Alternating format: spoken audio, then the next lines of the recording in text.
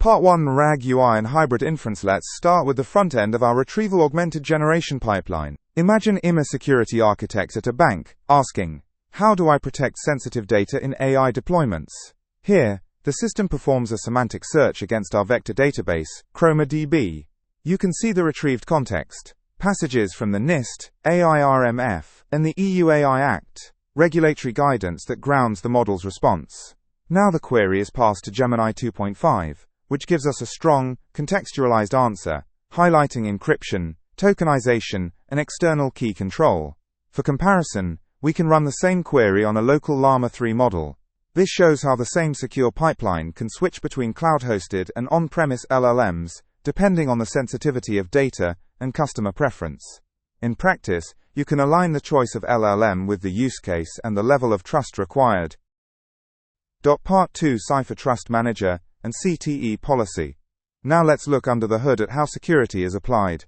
In CipherTrust Manager, I've set up a storage group for the Kubernetes cluster.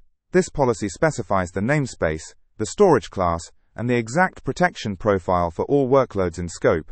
What this means is that any pod scheduled into this namespace, using this storage class, automatically inherits encryption and access control, without developers having to code security themselves.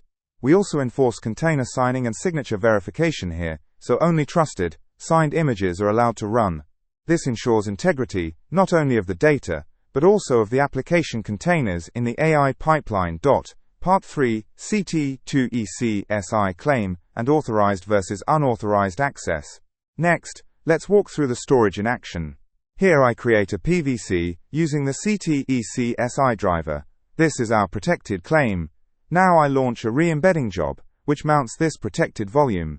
The pod spins up, and inside you can see the embedding worker reading PDF and text documents in clear form. This is because the pod is using the authorized service account specified in the CTE policy. To prove zero trust enforcement, let's try the same with an unauthorized pod.